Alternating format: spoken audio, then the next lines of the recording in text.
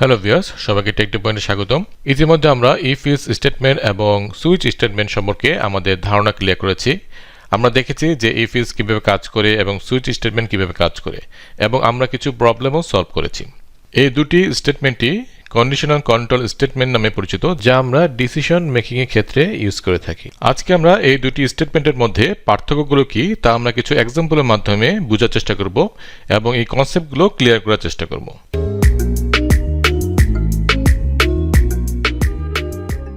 প্রথম ডিফারেন্সটা হচ্ছে আমাদের এক্সপ্রেশন ইভ্যালুয়েশন। ইফ ইলস স্টেটমেন্টের ক্ষেত্রে এক্সপ্রেশন ইভ্যালুয়েট হয়ে থাকে ট্রু অথবা ফলস হিসেবে, আর সুইচ স্টেটমেন্টের ক্ষেত্রে এক্সপ্রেশন ইভ্যালুয়েট হয়ে থাকে ইন্টিজার ভ্যালু হিসেবে। এখানে আমাদের একটা জিনিস খেয়াল করতে হবে যে আমি এখানে ইন্টিজার ভ্যালু বলতে কিন্তু শুধু ইন্ট লেখে কোনো একটি ভেরিয়েবলকে ডিক্লেয়ার করা বোঝাচ্ছে না। এই ক্ষেত্রে ইন্টিজার টাইপের যত ডেটা টাইপস আছে সেই সকল ডেটা টাইপস আমরা এখানে ইউজ করতে পারি, যেমন শর্ট, লং ইন্ট, এরকম যে সকল ডেটা টাইপস আছে এগুলোকে সবগুলো আমরা ইউজ করতে পারি। এগুলোকে একসাথে বলা হয় ইন্টিগ্রাল টাইপস। সেক্ষেত্রে ক্যারেক্টার হচ্ছে একটা ইন্টিগ্রাল টাইপের ডেটা টাইপস। ওকে, সো আমাদের সুইচ স্টেটমেন্টের ক্ষেত্রে আমাদের কি হয়, ইন্টিজার টাইপের একটা ভ্যালু ইভ্যালুয়েট হয় এক্সপ্রেশনে। এখন আমরা এক্সাম্পলের মাধ্যমে এই কনসেপ্টটিকে ক্লিয়ার করার চেষ্টা করি। ওকে, সো আমরা সাপোজ ইফ স্টেটমেন্টের ক্ষেত্রে আমি দুটি ভেরিয়েবল ডিক্লেয়ার করেছি, একটি নাম1 আর একটি হচ্ছে নাম2, এবং দুটি ভেরিয়েবলে আমি 5 অ্যাসাইন করে রেখেছি। ওকে, এখন আমরা ইফ ইলস স্টেটমেন্টে লিখলাম এরকম যে ইফ নাম1 প্লাস নাম2, যদি এটা ট্রু হয় তাহলে আমাদের প্রিন্ট করবে দ্য ভ্যালু ইজ ট্রু, আর যদি ফলস হয় তাহলে the value is false print করবে। তাহলে আমাদের এই ক্ষেত্রে আমাদের কি আউটপুট আসবে? সো এখানে নাম1 হচ্ছে 5, নাম2 হচ্ছে 5, তাহলে আমাদের এটা সামেশন করে আমাদের আসতেছে 10। এবং আমরা জানি যে ট্রু হচ্ছে সেই সকল ভ্যালু যা নন জিরো, অর্থাৎ 10 হচ্ছে নন জিরো একটা ভ্যালু, তাহলে আমাদের ট্রু আসতেছে। তাহলে আমাদের প্রিন্ট হবে কি, the value is true. So আশা করি বোঝা গেছে যে আমাদের ইফ স্টেটমেন্টের ক্ষেত্রে ট্রু এবং ফলস এভাবে এক্সপ্রেশনটা ইভ্যালুয়েশন হয়ে থাকে। এবং সুইচ স্টেটমেন্টের ক্ষেত্রে কি হচ্ছে, নাম1 এবং নাম2, আমি যদি এই এক্সপ্রেশনটা দেই নাম1 প্লাস নাম2, এবং এই ক্ষেত্রে আমাদের কি করতেছে, এই ক্ষেত্রে কিন্তু আমাদের ট্রু অথবা ফলস ভ্যালু আমাদের ইভ্যালুয়েট হচ্ছে না। আমাদের এই ক্ষেত্রে হচ্ছে নাম1 প্লাস নাম2 হচ্ছে 10, তখন আমাদের ম্যাচ করবে যে এই 10টা কোন কেজের সাথে ম্যাচ করতেছে। তাহলে আমাদের কেজ 10 আছে, সো এই কেজ 10 এর সাথে আমাদের ম্যাচ করতেছে এবং আমাদের প্রিন্ট করতেছে কি, দ্য ভ্যালু ইজ 10। সো আমরা কি বুঝলাম যে ইফ এলস এর ক্ষেত্রে এক্সপ্রেশনটা ইভ্যালুয়েশন হয়ে থাকে ট্রু অথবা ফলস হিসেবে, আর সুইচ স্টেটমেন্টের ক্ষেত্রে এক্সপ্রেশনটা ইভ্যালুয়েট হচ্ছে অ্যাজ এ ইন্টিজার ভ্যালু হিসেবে, এবং সেটি আমাদের কোনো একটি কেজের সাথে ম্যাচ করলে তখন সেই স্টেটমেন্টগুলো এক্সিকিউট হবে। সো আমাদের আশা করি এই ডিফারেন্সটা ক্লিয়ার। তারপর হচ্ছে supported data types. If else statement সকল ধরনের ডেটা টাইপস সাপোর্ট করে, অর্থাৎ আমরা এক্সপ্রেশনে যে কোনো টাইপের ভেরিয়েবল আমরা লিখতে পারি, কিন্তু সুইচ স্টেটমেন্ট শুধু সাপোর্ট করে ইন্টিজার এবং ক্যারেক্টার ভ্যালুস, কোনো ডাবল অথবা ফ্লোট টাইপের ভেরিয়েবল সাপোর্ট করে না। যেমন এক্সাম্পলে যদি আমরা এখানে ফ্লোট টাইপের নাম1 এবং নাম2 ডিফাইন করেছি, এবং ইফ স্টেটমেন্টের ক্ষেত্রে আমি যদি এটাকে এক্সপ্রেশনে লিখি তাহলে কোনো প্রবলেম নেই, সেটি সাপোর্ট করবে। কিন্তু আমরা যদি এই ফ্লোট টাইপের নাম1 এবং নাম2 যদি সুইচ স্টেটমেন্টের মধ্যে লিখি তাহলে কিন্তু এরর দেখাবে। সো সুইচ স্টেটমেন্টের ক্ষেত্রে ফ্লোট এবং ডাবল ডাটা টাইপস সাপোর্ট করে না, ইফ এলস এর ক্ষেত্রে সব ধরনের ডাটা টাইপস সাপোর্ট করে। তারপর হচ্ছে আমাদের এক্সিকিউশন প্রসেস। ইফ এলস স্টেটমেন্টের ক্ষেত্রে কি হয়ে থাকে যে আমাদের মাল্টিপল এক্সপ্রেশন আমরা লিখতে পারি। সো এই মাল্টিপল এক্সপ্রেশন একটার পর একটা ইভ্যালুয়েট হতে থাকবে, এবং যতক্ষণ পর্যন্ত না ট্রু পাবে ততক্ষণ পর্যন্ত একটির পর একটি এক্সপ্রেশন চেক করতে থাকবে, এবং যখন একটি এক্সপ্রেশন আমাদের ট্রু পেয়ে যাবে তখন সেই ব্লকের আন্ডারে যে সকল স্টেটমেন্ট থাকবে সেগুলো এক্সিকিউট হবে। আর যদি কোনো এক্সপ্রেশনে যদি ট্রু না থাকে তাহলে মাত্র লাস্টে যে এলস ব্লকটা থাকবে সেটি এক্সিকিউট হবে। আর সুইচের ক্ষেত্রে কি হচ্ছে, আমাদের একটি মাত্র এক্সপ্রেশন আমরা লিখতে পারতেছি এবং আমাদের মাল্টিপল চয়েস থাকতেছে, অর্থাৎ মাল্টিপল কেস থাকতেছে। যখনই একটি কেজের সাথে ম্যাচ করবে তখন সেটি আন্ডারে যে সকল স্টেটমেন্ট থাকবে সেগুলো এক্সিকিউট হবে, এবং ব্রেক যতক্ষণ না পাবে ততক্ষণ পরবর্তী কেসগুলো কিন্তু এক্সিকিউট হতে থাকবে। এবং যদি ব্রেক পায় তাহলে সুইচ স্টেটমেন্ট থেকে বের হয়ে আসবে, অথবা সুইচ স্টেটমেন্টের একদম শেষে যা পৌঁছাবে তখন এক্সিকিউশন শেষ হয়ে সুইচ স্টেটমেন্ট থেকে বের হয়ে আসবে। সো এই হচ্ছে আমাদের ডিফারেন্স। এবং যদি কোনো ম্যাচিং না পায়, অর্থাৎ সুইচ স্টেটমেন্টের ক্ষেত্রে যদি এক্সপ্রেশনে যে ভ্যালুটা থাকবে সেটি কোনো কেজের সাথে যদি ম্যাচ না হয় তখনই মাত্র ডিফল্টে যে সকল স্টেটমেন্ট থাকবে সেটা এক্সিকিউট হবে। আর ইফ এলস এর ক্ষেত্রে কি হয়, যখন কোনো এক্সপ্রেশনই ট্রু পেল না তখন কি করতেছে, এলসে যে লাস্টে যে স্টেটমেন্টগুলো থাকবে সেটাই এক্সিকিউট হবে। তাহলে আমরা কি বুঝলাম যে ইফ ইজ স্টেটমেন্টের ক্ষেত্রে আমরা মাল্টিপল এক্সপ্রেশন আমরা ইভ্যালুয়েট করতে পারছি, আর সুইচ স্টেটমেন্টের ক্ষেত্রে আমরা শুধু একটি এক্সপ্রেশন ইভ্যালুয়েট করতে পারছি।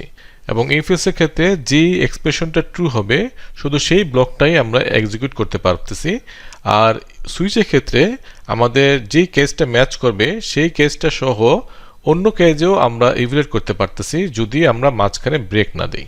এবং এর ক্ষেত্রে কি হয়, যদি কোনো এক্সপ্রেশনই ট্রু না হয়ে থাকে সেক্ষেত্রে শুধু এলস লাস্টের যে ব্লকটা সেখানে যাচ্ছে, আর সুইচ স্টেটমেন্টের ক্ষেত্রে যদি কোনো কেসই ম্যাচ না করে তাহলে ডিফল্টে যে স্টেটমেন্টগুলো থাকবে সেগুলো আমাদের এক্সিকিউট হবে। সো এই হলো আমাদের এক্সিকিউশন প্রসেস ডিফারেন্স। তারপর হচ্ছে আমাদের ইভ্যালুয়েশন টাইপ। ইফ ইজ স্টেটমেন্টের ক্ষেত্রে আমরা ইকুয়ালিটি প্লাস হচ্ছে লজিক্যাল এক্সপ্রেশন দুইটাই আমরা ইভ্যালুয়েট করতে পারি। যেমন এখানে ইফ ইজ স্টেটমেন্টের ক্ষেত্রে আমরা নাম নামে একটি ভেরিয়েবল ডিক্লেয়ার করেছি এবং সেখানে 7 অ্যাসাইন করেছি, এবং আমরা চেক করছি যে এই 7 কোন রেঞ্জের মধ্যে আছে, 1 থেকে 5 এর মধ্যে নাকি 6 থেকে 10 এর মধ্যে। সো এই ক্ষেত্রে আমরা এভাবে ইভ্যালুয়েশন করতে পারতেছি, একটা লজিক্যাল এক্সপ্রেশন আমরা দিতে পারতেছি যে 1 থেকে শুরু করে 5 এর মধ্যে হলে আমরা বলবো যে এটা 1 থেকে 5 এর মধ্যে আছে, আর যদি এটা 6 থেকে 10 এর মধ্যে হয় তাহলে আমরা বলবো যে এটা 6 থেকে 10 এর মধ্যে আছে। সো আমরা এরকম একটা লজিক্যাল এক্সপ্রেশন আমরা ইভ্যালুয়েট করতে পারতেছি ইফ ইজ স্টেটমেন্টের মাধ্যমে, এবং আমরা ইকুয়ালিটিও কিন্তু এখানে এক্সপ্রেশনের মাধ্যমে আমরা ইভ্যালুয়েট করতে পারছি। কিন্তু সুইচের ক্ষেত্রে শুধু আমরা ইকুয়ালিটি আমরা চেক করতে পারি, অর্থাৎ অনলি একটা এক্সপ্রেশন লিখবো এবং সেটার সাথে আমরা কোনটা ইকুয়াল সেটা আমরা দেখবো। যেমন আমরা যদি সেম প্রোগ্রামটা যদি আমরা সুইচের মাধ্যমে করতে চাই তাহলে আমাদের এইভাবে করতে হবে যে 1 থেকে 5 পর্যন্ত 5টা কেস আমাদের লিখতে হবে এবং এটার মাঝখানে আমরা কোনো ব্রেক দিব না, তাহলে আমরা বুঝতে পারতেছি যে এই যে কোনো একটি কেজের মধ্যে পড়ছে। এবং সেকেন্ড ক্ষেত্রে আমাদের দেখতে পাচ্ছি যে 6 থেকে 10 পর্যন্ত আমরা লিখলাম এবং এটা হচ্ছে আমাদের সেকেন্ড রেঞ্জ। তাহলে আমরা সেম প্রোগ্রাম আমরা সুইচের মাধ্যমে করতেছি, কিন্তু একটা ক্ষেত্রে আমরা লজিক্যাল এক্সপ্রেশন ইউজ করতে পারতেছি ইফ এলস এর ক্ষেত্রে, কিন্তু সুইচের ক্ষেত্রে আমরা শুধু ইকুয়ালিটি অর্থাৎ এই নাম যে ভ্যালুটা আমরা নিচ্ছি এখানে 7 নিচ্ছি, সো এটা কোন কেসটার সাথে এক্স্যাক্টলি ম্যাচ করছে সেটার সাথে আমাদের ইকুয়ালিটি আমাদের চেক করছি যে এক্স্যাক্টলি কোনটার সাথে ম্যাচ করতেছে। যখনই ম্যাচ করতেছে তখন সেই কেসটার আন্ডারে যে সকল স্টেটমেন্ট থাকবে সেটা আমাদের এক্সিকিউট হবে। সো এই ক্ষেত্রে আমরা কোনো ব্রেক দিই নেই, তার মানে এই 6 থেকে 10 পর্যন্ত যে কোনো একটা কেসের সাথে ম্যাচ করলেই আমাদের প্রিন্ট হবে যে এটা 6 থেকে 10 পর্যন্ত এই রেঞ্জের মধ্যে আছে। তাহলে আশা করি ক্লিয়ার যে ইভ্যালুয়েশন টাইপটা কেমন হয়ে থাকে, যে আমাদের ইফ এলস এর ক্ষেত্রে একটা লজিক্যাল এক্সপ্রেশন আমরা চেক করতে পারি অথবা ইকুয়ালিটিও চেক করতে পারি, কিন্তু সুইচের ক্ষেত্রে শুধু আমরা ইকুয়ালিটি চেক করতে পারছি। তারপর হচ্ছে আমাদের রিডেবিলিটি। ইফ স্টেটমেন্টের ক্ষেত্রে যদি আমাদের অনেকগুলো কন্ডিশন থাকে সেক্ষেত্রে আমাদের কিন্তু এটাকে রিড করা এবং সেটাকে বোঝা অনেকটা কঠিন হয়ে যায়, কিন্তু সুইচ স্টেটমেন্টের ক্ষেত্রে আমাদের এক্সপ্রেশন একটা এবং কেস থাকে অনেকগুলো।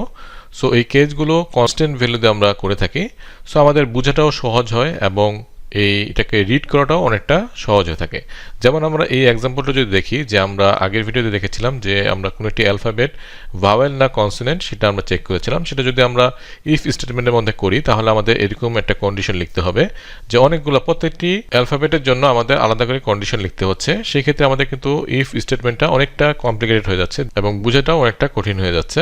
কিন্তু আমরা যদি সুইচ স্টেটমেন্টে লিখি তাহলে আমাদের কিন্তু অনেকটা রিডেবিলিটি অনেকটা ইজি হচ্ছে এবং আমাদের এটা বোঝাটাও সহজ হচ্ছে। তারপর হচ্ছে আমাদের এক্সিকিউশন স্পিড। সুইচ স্টেটমেন্ট অনেকটা ফাস্টার ইফ এলস স্টেটমেন্ট থেকে। সো এটা কিভাবে আমরা এখন একটা এক্সাম্পলের মাধ্যমে বোঝার চেষ্টা করি। সো এখন আমরা একটি অ্যালফাবেট ভাওয়াল না কনসোনেন্ট সেই একই প্রোগ্রামটা আমরা ইফ স্টেটমেন্টের মাধ্যমে করব এবং চেক করার চেষ্টা করব যে এটা কি সুইচ স্টেটমেন্ট থেকে ফাস্টার নাকি স্লো। ওকে, সো আমরা যদি এটাকে ইফ স্টেটমেন্টের মাধ্যমে করি তাহলে আমাদের প্রোগ্রামটা হবে এরকম। সো আমরা একটি ইনপুট নিচ্ছি অ্যালফাবেটের মধ্যে এবং আমরা চেক করছি যে এটি কি কোনোটি ভাওয়েল লেটারের মধ্যে পড়ে কিনা। সো আমি প্রত্যেকটি কন্ডিশন এখানে লিখেছি এবং চেক করছি যে এখানে যে ভাওয়েল লেটারগুলো আছে সেগুলো ইকুয়াল কিনা।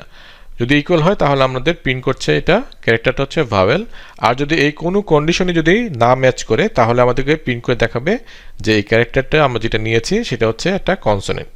ওকে, সো এই হচ্ছে আমাদের ইফ স্টেটমেন্টের মাধ্যমে লেখা প্রোগ্রামটা। সো আমাদের এটাকে আমরা বোঝার জন্য যে কিভাবে কাজ করছে আমরা ডিবাগিং করে দেখব এখন। সো আমি এটাকে প্রত্যেকটি আলাদা লাইনে নিচ্ছি, কারণ ইফ স্টেটমেন্টের ক্ষেত্রে প্রত্যেকটা কন্ডিশনে কিন্তু চেক করবে। ওকে, সো আমি এখানে এটাকে একটু বোঝার জন্য আমি প্রত্যেকটাকে আলাদা লাইনে লিখছি। সো এখন আমরা ডিবাগিং করে দেখব। আমরা এখানে একটা ব্রেক পয়েন্ট দেই এবং আমরা ডিবাগিং করি। ওকে, সো আমি ডিবাগটা দিলাম। এখন এখানে আমাদেরকে ইনপুট চাচ্ছে। সাপোজ আমি যদি ও দেই তাহলে এই প্রতিটি কন্ডিশনই কিন্তু চেক করবে। এখন যখন ও পাবে তখন আমাদেরকে এটি প্রিন্ট করে দেখাবে যে এটি ভাওয়েল। তাহলে আমাদের এখানে এই কন্ডিশনগুলো কিন্তু চেক করার দরকার ছিল না, কিন্তু এখানে ইফের ক্ষেত্রে আমাদের প্রত্যেকটা কন্ডিশনগুলো চেক করবে যতক্ষণ পর্যন্ত না ট্রু পাবে। সো আমি যদি ও দেই তাহলে আমাদের কি দাঁড়ায়, তাহলে আমি যদি এখন এটাকে স্টেপ ইনটু দেই, সো এটা দেখলো যে এটা ম্যাচ করছে না, তারপরে আবার যাবে, আবার চেক করছে আইটাকে না, তখন আমাদের ও পেলো। এখন এটা ম্যাচ করলো, তখন আমাদেরকে প্রিন্ট করবে এইটা হচ্ছে ভাওয়েল। সো আমাদেরকে এখন প্রিন্ট করলো যে ও ইজ এ ভাওয়েল। ওকে, কিন্তু এখন যদি আমরা এটাকে এমন দেই যে আমাদের কনসোনেন্ট দিই তাহলে আমাদের কি দাঁড়ায়। সো এখানে আমরা এখন পি দিলাম, সো যেটা হচ্ছে একটা কনসোনেন্ট। সো এই ক্ষেত্রে আমাদের কি করবে, আমাদের প্রত্যেকটা কন্ডিশন এখন চেক করবে। সো আমি যদি স্টেপ ইনটু দেই তাহলে আমাদের দেখলো যে এটা ই কিনা, তারপর আই কিনা, এভাবে করে প্রত্যেকটা কন্ডিশন চেক করতে করতে করতে করতে যখন একটা কন্ডিশনও ট্রু পেল না তখন যে সে প্রিন্ট করে দেখাচ্ছে আমাদেরকে এটা হচ্ছে কনসোনেন্ট। ওকে, তাহলে এটা হচ্ছে আমাদের ইফ এর স্টেপগুলো হচ্ছে এরকম যে প্রতিটি কন্ডিশনে আমাদের চেক করবে যতগুলো কন্ডিশন আমরা লিখব। এখন আমরা দেখি এটা এই সেম প্রোগ্রামটা যদি আমরা সুইচের মাধ্যমে করি এবং সেই ক্ষেত্রে আমাদের কতটুকু ফাস্টার হচ্ছে। সো এখন আমরা সুইচ স্টেটমেন্টের মাধ্যমে আমরা সেম প্রোগ্রামটা করব। সো আমি এখানে সুইচের মধ্যে ঠিক একই রকম প্রোগ্রামটা আমরা লিখেছি যে আমরা বের করতে যাচ্ছি যে কোনটা ভাওয়েল কোনটা কনসোনেন্ট। ওকে, সো আমি এখানে একটা ব্রেক পয়েন্ট দিলাম যে সুইচ কিভাবে কাজ করছে এটা বোঝার জন্য। সো আমি এখন ডিবাগিং শুরু করলাম। সো এখানে আমাদের কি আসতেছে, আমরা যদি এখানে সাপোজ আমরা কনসোনেন্ট দিব, ওকে, সো আমরা পি দিলাম, তাহলে কি করবে, এখানে কত স্পিডে এটা কাজ করবে আমরা দেখি। সো ডাইরেক্ট চলে গেল আমাদের কনসোনেন্টে, এগুলো কিন্তু আমাদের আর চেক করার প্রয়োজন পড়ে নাই, খুব স্পিডে আমাদের ডিফল্টে চলে গেল এবং আমাদের এটা প্রিন্ট করে দেখাচ্ছে এটা কনসোনেন্ট। ওকে, আমরা যদি এটাকে স্টেপ ইনটু দেই তাহলে আমরা দেখব যে এটা কনসোনেন্ট। আবার যদি আমরা কোনো একটি ভাওয়েল দেই, যেমন আমরা যদি এখানে ওটা দেই স্মল ও, তাহলে আমাদের কি হচ্ছে।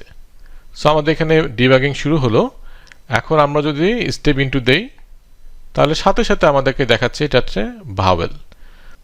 তাহলে আশা করি বোঝা গেল যে কত ফাস্টার সুইচ স্টেটমেন্ট কাজ করছে তুলনামূলক ইফ ইজ স্টেটমেন্ট থেকে। সো আমরা সেম প্রোগ্রামই দেখলাম যে সুইচ স্টেটমেন্ট অনেক ফাস্টার কাজ করছে। সো আশা করি ইফ ইজ এবং সুইচ স্টেটমেন্টের মধ্যে পার্থক্যগুলো আজকে আপনাদের ক্লিয়ার হয়েছে এবং এই সকল কনসেপ্ট অত্যন্ত জরুরি জবের ক্ষেত্রে, জবের ইন্টারভিউর ক্ষেত্রে এবং এক্সামের ক্ষেত্রে। সো আশা করি আজকের ভিডিওটি আপনাদের ভালো লেগেছে। যদি ভালো লেগে থাকে তাহলে আপনাদের ফ্রেন্ডদের সাথে শেয়ার করুন যাতে তারাও উপকৃত হয়। আর আমি সবগুলো কন্ডিশনাল কন্ট্রোল স্টেটমেন্টগুলোর উপরে একটি প্লেলিস্ট বানিয়েছি যেটা আপনারা এই স্ক্রিনে পেয়ে যাবেন অথবা ডিসক্রিপশন বক্সে লিংক পেয়ে যাবেন। সো আজকের জন্য এইটুকুই, দেখা হবে নেক্সট ভিডিওতে। আজকের জন্য আল্লাহ হাফেজ।